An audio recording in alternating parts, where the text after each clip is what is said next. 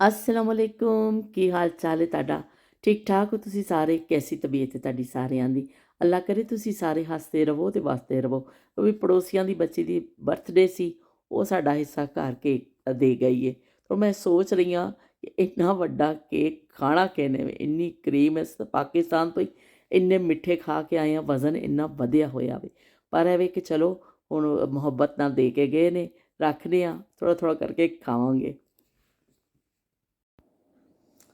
ਇੱਧਰੋਂ ਤੇ ਮੈਂ ਕਾਊਂਟਰ ਸਾਫ਼ ਕਰ ਲਿਆ ਵੇ ਤੇ ਹੁਣ ਮੈਂ ਚਲਾਵਾਂਗੀ ਮਸ਼ੀਨ ਕੱਪੜੇ ਪਾ ਦਿੱਤੇ ਨੇ ਮਸ਼ੀਨ ਵਿੱਚ ਵਾਸ਼ਿੰਗ ਮਸ਼ੀਨ ਵਿੱਚ ਤੇ ਚਲੋ ਬਈ ਕਿਉਂਕਿ ਅੱਜ ਫਿਰ ਧੁੱਪ ਨਿਕਲ ਆਈ ਹੈ ਤੇ ਅੱਲਾ ਦਾ ਸ਼ੁਕਰ ਹੈ ਤੇ ਅਸੀਂ ਮਸ਼ੀਨ ਚਲਾ ਦੇਵਾਂਗੇ ਛੇਤੀ ਛੇਤੀ ਕੱਪੜੇ ਧੁਲ ਜਾਣ ਤੇ ਸੁੱਕ ਜਾਣ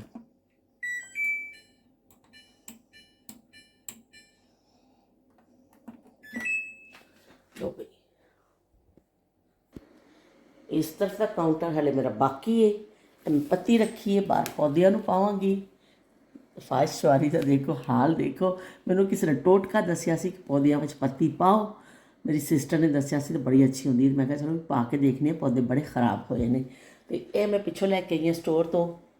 ਫੈਰੀ ਖਤਮ ਹੋਈ ਸੀ ਬਰਤਨ ਧੋਣ ਵਾਲੀ ਇਹਨੂੰ ਅਸੀਂ ਇੱਥੇ ਰੱਖਾਂਗੇ ਇਹ ਜਿਹੜੀ ਖਾਲੀ ਸ਼ੀਸ਼ੀ ਹੈ ਤੋਂ ਚੁੱਕ ਦੇਵਾਂਗੇ ਚਲੋ ਜੀ ਹੁਣ ਮੈਂ ਕਰਾਂਗੀ ਬਾਕੀ ਹੁਣ ਕੀ ਕਰਨਾ ਮੈਂ ਬਾਕੀ ਅਸੀਂ ਇਹਦੇ ਮਸ਼ੀਨ ਵਿੱਚ ਬਰਤਨ ਲਾਏ ਨੇ ਬਾਕੀ ਦੇ ਬਰਤਨ ਮੈਂ ਸ਼ਾਮ ਨੂੰ ਲਾਵਾਂਗੀ ਇਹਦੀ ਟੈਬਲੇਟ ਲਾ ਕੇ ਇਹਨੂੰ ਰੈਡੀ ਕਰ ਦੇਵਾਂ ਤਾਂ ਕਿ ਫਿਰ ਸ਼ਾਮ ਨੂੰ ਬਰਤਨ ਲਾ ਕੇ ਅਸੀਂ ਇਹਨੂੰ ਚਲਾ ਦੇਵਾਂਗੇ ਫਿਲਹਾਲ ਮੈਂ ਨਹੀਂ ਚਲਾ ਰਹੀ ਹਾਂ ਫਿਲਹਾਲ ਮੈਂ ਬਿਨ ਖਾਲੀ ਕਰਾਂਗੀ ਬਿਲ ਲਾਈਨਰ ਹੈ ਜਿਹੜਾ ਇਹਨੂੰ ਅਸੀਂ ਨਵਾਂ ਲਾਵਾਂਗੇ ਤੇ ਪੁਰਾਣੇ ਇਹ ਕੱਢ ਕੇ ਸੁੱਟਾਂਗੀ ਮੈਂ ਖਾਸੇ छोटे छोटे मेरे काम ने और मैं कह रही हूँ कि चलो जल्दी जल्दी निपटा देवां और अल्हम्दुलिल्लाह काफ़ी सारे तो हो गए ने अल्लाह का शुक्र है देखो धुप निकल आई है हवा तो है वे पर धुप निकल आई है इस चीज़ तो मैं मौका गनीमत जाने तो मैं क्या जल्दी ना मैं मशीन चला देवां क्योंकि फिर जड़ा कपड़े सुकाण का जरा मसला हो जाता है कपड़े सुकाण वाली मशीन तो हैगी है पर एवें कि फिर मैनू ज़्यादा कपड़े अच्छे लगते हैं कि धुप विच हवा विच कपड़ा सुकदा है ना ਉਹਦੀ अपनी ही ਹੁੰਦੀ ਨਿਖਰ मतलब जिवें खिल जाता कपड़ा ਉਹ ਜਿਹੜਾ ਮਸ਼ੀਨ 'ਚ ਸੁਕਾਓ ਚਿਰੜ ਮੁਰੜ ਹੋ ਜਾਂਦੇ ਨੇ ਸਟੋਰ ਵਿੱਚ ਆ ਗਈ ਆ ਮੈਨੂੰ ਟਿਸ਼ੂ ਰੋਲ ਚਾਹੀਦੇ ਸਨ ਇਹ ਮੈਂ ਲੈਣ ਵਾਸਤੇ ਆਈ नहीं ये वाला तो बड़ा वे छोटा वाला चाहिए वे छोटा खोलेंगे भाई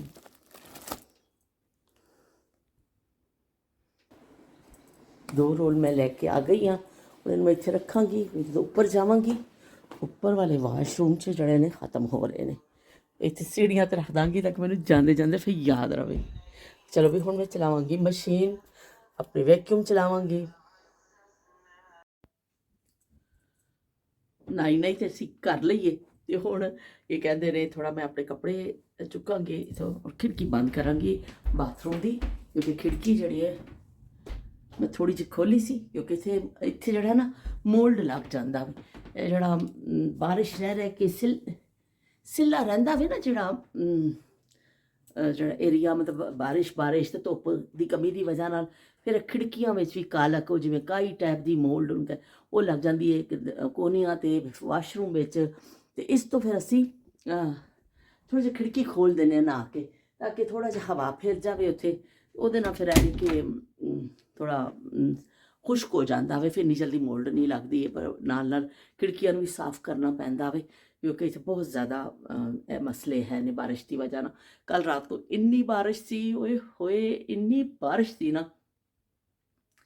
और तूफानी हवावां सन मैं विच क्लिप मैं थोड़ा जिहा बनाया सी मैं तुहानूं ला दांगी कल सुबह धुप निकली असी बड़े खुश होए मैं कहा भी धुप है तो मैं जल्दी जल्दी कपड़े जिहड़े ने मैं जल्दी जल्दी कपड़े ला ले कि चलो मशीन में कपड़े धो लवां ते पर है भी कि वो तो भाई मैं तो स्वैटर कड्डा अपना कोई हाय हाय केड़ा पावां किसे खाऊं म्याऊं म्याऊं म्याऊं म्याऊं एक तरफ है दूध मलाई एक तरफ है याई इसे खाऊं चलो एवन पा लेनी आज पूरी बांह दा अद्धी बांह वाले जड़े ने फिर ठंड लगदी है अजकल जड़ा भी मौसम ऐसा चल रहा है कि पूरी बांह वाले स्वैटरां दे ਤੇ ਮੈਂ ਪਤਾ ਨਹੀਂ ਹੁਣ ਕੀ ਗੱਲ ਵੀ ਕਰਨੀ ਸੀ, ਉਹ ਗੱਲ ਹੀ ਭੁੱਲ ਗਈ ਆ। ਹਲੇ ਮੈਂ ਆਪਣੀ ਚੀਜ਼ਾਂ ਸੈੱਟ ਕਰਨੀਆਂ ਨੇ, ਥੋੜ੍ਹੀਆਂ ਜਿਹੀਆਂ ਕਰ ਲਈਆਂ ਨੇ, ਬਾਕੀ ਹਲੇ ਮੈਂ ਬੈਗ ਖੋਲ੍ਹਦੀ ਜਾਵਾਂਗੀ ਤੇ ਮੈਂ ਸੈੱਟ ਕਰਾਂਗੀ ਇੱਥੇ ਆਪਣੀਆਂ ਚੀਜ਼ਾਂ ਨੂੰ। ਤੇ ਹਾਂ ਮੈਂ ਆਵਾਜ਼ ਤੁਹਾਨੂੰ ਦੱਸ ਰਹੀ ਸੀ ਕਿ ਜਿਹੜੇ ਅਸੀਂ ਜਿਹੜੀ ਤੂਫਾਨੀ ਕੱਲ੍ਹ ਸੀ ਸੁਬਾਹ ਧੁੱਪ, ਉਹ ਮੈਂ ਕੱਪੜੇ ਪਾਏ ਨੇ, ਬਸ ਕੱਪੜੇ ਸ਼ੁਕਰ ਸੁੱਕ ਗਏ ਨੇ, ਥੋੜ੍ਹੀ ਜਿਹੀ ਹਵਾ ਫਿਰ ਗਈ। ਔਰ ਉਸ ਤੋਂ ਬਾਅਦ ਜੋ ਤੂਫਾਨੀ ਹਵਾਵਾਂ ਔਰ ਬਾਰਿਸ਼ ਸ਼ੁਰੂ ਹੋਈ, ਉਸ ਤੋਂ ਬਾਅਦ ਰਾਤ ਤੱਕ ਡਜ਼ਨ ਇੰਨੀ ਤੇਜ਼ ਹਵਾਵਾਂ ਸਨ ਕਿ ਮੈਨੂੰ ਤਾਂ ਸੀ ਕਿ ਅੱਜ ਸਾਰੀਆਂ ਬਿਨਾਂ ਸ਼ੇਰਾਂ ਫਿਰ ਉੱਡ ਜਾਣੀਆਂ ਨੇ, ਔਰ ਹੋ ਸਕਦਾ ਉੱਡ ਵੀ ਗਈਆਂ। ਹੁਣ ਮੈਂ ਸਵੇਰ ਦੀ ਬਾਹਰ ਨਿਕਲੀ ਨਹੀਂ ਹਾਂ, ਉੱਧਰ ਜਾ ਕੇ ਦੇਖਿਆ ਹੀ ਨਹੀਂ, ਬਹੁਤ ਸ਼ਦੀਦ ਹਵਾਵਾਂ ਸਨ। ਤੇ 3 ਦਿਨ ਇਸੇ ਤਰ੍ਹਾਂ ਹੀ ਹਵਾਵਾਂ ਦੀ ਪੇਸ਼ਨ ਗੋਈ ਹੈ। ਤੇ ਬਸ ਹੀ ਚਲੋ ਫਿਰ ਅਸੀਂ ਹੁਣ ਕੀ ਕਹਿੰਦੇ ਨੇ, ਹੁਣ ਇਹ ਆਦੀ ਹੋ ਗਏ ਹਾਂ ਸਮਝੋ ਇੱਕ ਕਿਸਮ ਦਾ। ਤੇ ਹੁਣ ਮੈਂ ਨੀਚੇ ਚੱਲਨੀ ਹਾਂ, ਫਿਰ ਜਾ ਕੇ ਆਪਣਾ ਨਮਾਜ਼ ਵਗੈਰਾ ਪੜ੍ਹੀਏ ਤੇ ਉਸ ਤੋਂ ਬਾਅਦ ਫਿਰ ਥੋੜ੍ਹਾ ਜਿਹਾ ਮੈਂ ਨਿਪਟਾ ਕੇ ਜਾਵਾਂਗੀ ਤੇ ਫਿਰ ਇਨਸ਼ਾਅੱਲਾ ਰੋਜ਼ਾ ਇਫਤਾਰ ਕਰਨੇ ਆ, ਤੁਹਾਡੇ ਨਾਲ ਮੁਲਾਕਾਤ ਕਰਨੇ ਆ। ਉਦੋਂ ਤੱਕ ਤਾਂ ਫਿਰ ਤੁਹਾਡੇ ਨਾਲ ਖੁਦਾ ਹਾਫਿਜ਼ ਮੈਂ ਤੁਹਾਨੂੰ ਕਹਿੰਦੀ ਹਾਂ। What this? ਅੱਜ ਆਇਆ ਜੀ ਕੁਬੈਦਾ। ਕੁਬੈਦਾ ਹੁੰਦਾ ਵੇ ਕਿ ਟਰਕਿਸ਼ ਖਾਣਾ ਵੀ, ਨਾਨ ਹੁੰਦਾ ਹੈ, ਨਾਨ ਦੇ ਉੱਪਰ ਚਿਕਨ ਔਰ ਕਬਾਬ ਹੁੰਦਾ ਵੇ। ਤੇ ਅੱਜ ਅਸੀਂ ਰੋਜ਼ਾ ਇਫਤਾਰ ਵਾਸਤੇ ਉਹ